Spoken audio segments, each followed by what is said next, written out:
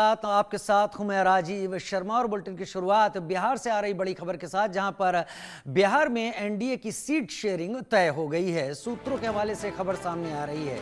बिहार में सीट बंटवारे की जल्द घोषणा होगी। बिहार में एनडीए की सीट शेयरिंग तय, सीट बंटवारे की जल्द घोषणा होगी। बिहार में जेडीयू 102, बीजेपी, बिहार में एलजेपी रामविलास को 20 सीटें तय। बिहार में हमको 10 सीटें दी जा सकती हैं। सूत्रों के हवाले से खबर, एनडीए की सीट शेयरिंग तय हो चुकी है। बिहार में सीट बंटवारे की जल्द घोषणा होगी। जेडीयू 102, बीजेपी 101 सीट संभव। लोक जनशक्ति पार्टी रामविलास को 20 सीटें संभव। हिंदुस्तान अवाम मोर्चा को 10 सीटें। बिहार में एनडीए की सीट शेयरिंग तय कर ली गई है।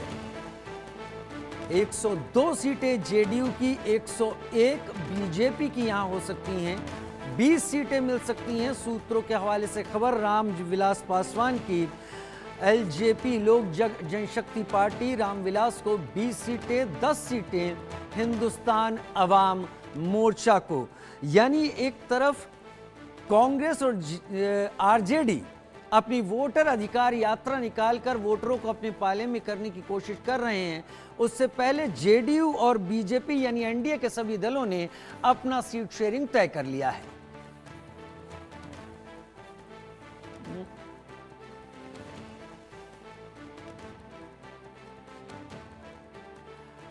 तो बिहार में सीट बंटवारे की जल्द होगी घोषणा। सूत्रों के हवाले से खबर, बिहार में जेडीयू 102, बीजेपी 101 सीटें।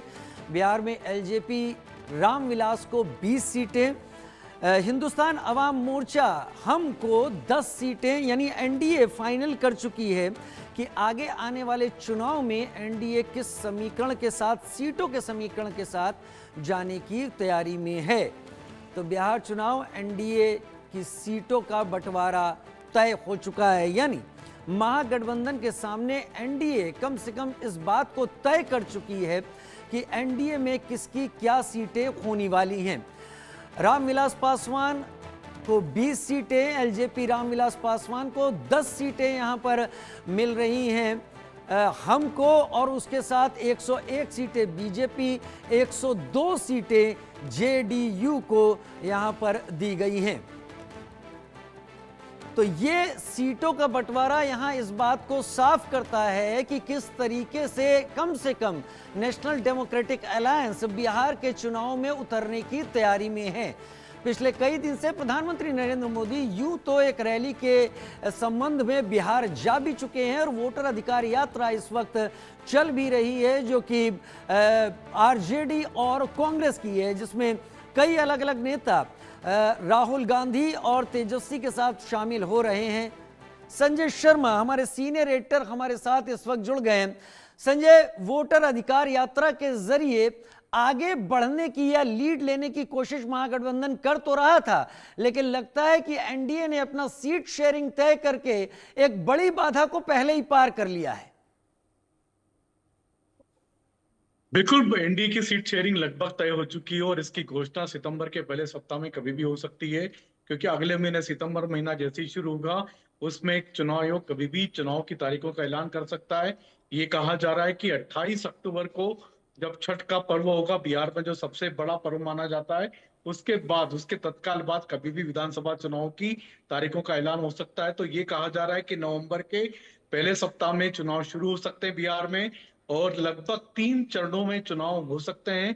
लिहाजा बिहार में विधानसभा चुनाव की तारीखों की घोषणा होने के पहले एनडीए अपनी सीट शेयरिंग का ऐलान कर देगा। 2 दिन पहले मुख्यमंत्री नीतीश कुमार दिल्ली आए थे, बीजेपी के नेता केंद्रीय मंत्री धर्मेंद्र प्रधान के साथ बैठे थे, मुलाकात हुई थी, मीटिंग हुई थी, उस पर चर्चा हुई थी, सीट शेयरिंग पर बात हुई थी, और लगभग सीट शेयरिंग का फार्मूला लगभग तैयार हो चुका है, तय हो चुका है, और कुछ ही दिनों में इसकी घोषणा हो जाएगी। का बताया जा रहा है कि अगले महीने सितंबर महीना जैसे ही शुरू होगा, पहले सप्ताह में ही एनडीए अपनी सीट शेयरिंग का ऐलान कर देगा। सबसे बड़ी पार्टी जेडीयू भले ही चाहे, विधानसभा में सबसे बड़ी पार्टी बीजेपी है, लेकिन उसके बावजूद सबसे ज्यादा सीटें दी जा रही है, 102 सीटें लगभग दी जा रही है एनडीए की ओर से जनता दल यू को। और साथ ही साथ मुख्यमंत्री नीतीश कुमार के चेहरे पर ही चुनाव लड़ने का ऐलान हो रहा है। बीजेपी 1 सीट जेडीयू से कम लड़ेगी, 101 सीट बताया जा रहा है कि बीजेपी चुनाव लड़ेगी, और 20 सीटें 20 सीटें बताया जा रहा है लोक जनशक्ति पार्टी लड़ सकती है, 10-10 सीटें हम पार्टी और साथ ही साथ रालोसपा को मिल सकती है। तो ये इस तरह से 243 सीटों पर एनडीए चुनाव लड़ेगी और उसका सीट शेयरिंग का फार्मूला लगभग तैयार हो चुका है। संजय, राजनीतिक समीकरण को आप बहुत नजदीकी से समझते हैं। कम से कम जहां तक हम एनडीए के समीकरणों की बात करें, बिहार के परिप्रेक्ष्य में जीतन राम मांझी का फैक्टर ऐसा है जो कम नाराज हो जाए, कम मान जाए, कुछ पता नहीं है। तो 10 सीटें क्या उनकी तरफ से सफिशिएंट समझी जा सकी हैं? उन्होंने भी मान लिया है।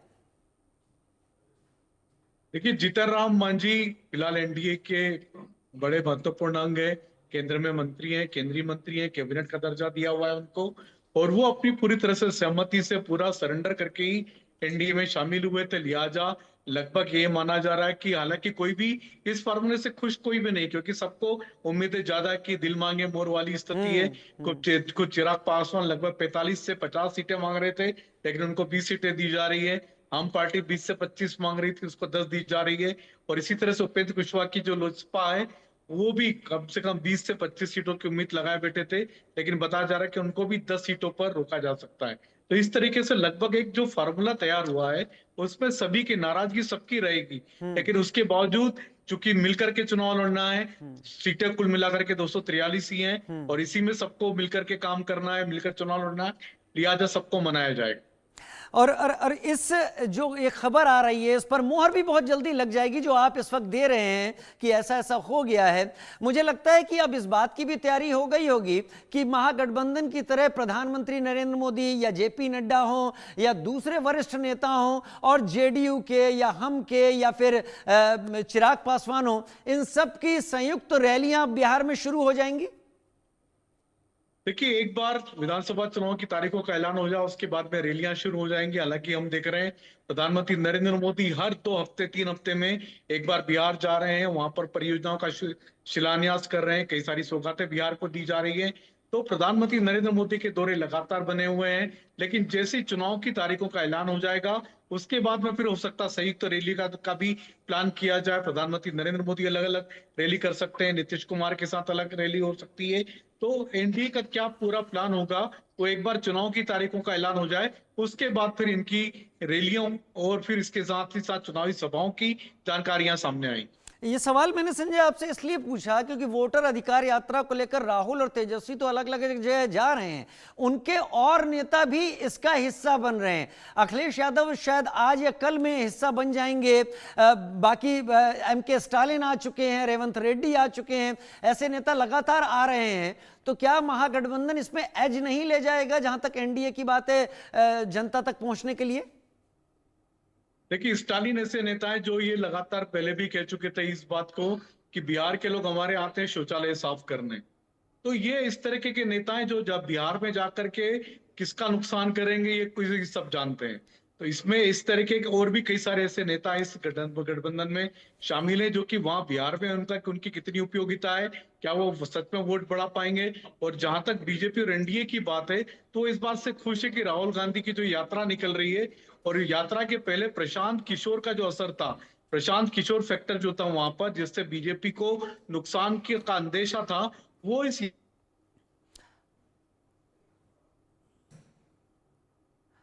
बिहार में एनडीए की सीट शेयरिंग तय हो गई। हमारे संवाददाता से हमारा संपर्क टूट गया है, जैसे ही जुड़ता है हम एक बार फिर रुक करेंगे। जेडीयू को 102, बीजेपी को 101, एलजेपी रामविलास को 20, हम को 10, रालोसपा को 10, इस तरीके का एक स्ट्रक्चर बना दिया गया है। 243 सीटें ही यहां पर हैं। संजय मेरे साथ जुड़े हुए हैं। संजय, जो आप बता रहे थे कि नीतीश के ही नेतृत्व में चुनाव लड़ने की बात है, इस बार फिर जेडीयू को सीटें ज्यादा मिली हैं। पिछली बार के आंकड़े देख लीजिए तो 43 सीट थी, 115 में से जेडीयू को मिली थी, बीजेपी को 73 मिल गई थी, 110 लड़के। तो ऐसी क्या मजबूरी देखी जा रही है कि जेडीयू को फिर से एक सीट ही ज्यादा क्यों ना हो, ज्यादा सीटें मिल रही हैं? देखिए, बिहार में जब लोकसभा के चुनाव होते हैं तब बीजेपी सीटें ज्यादा लड़ती है, तो विधानसभा के जब चुनाव होते हैं तो उसमें एक आपसी गठबंधन, आपसी सहमति बनी हुई है जेडीयू के साथ में।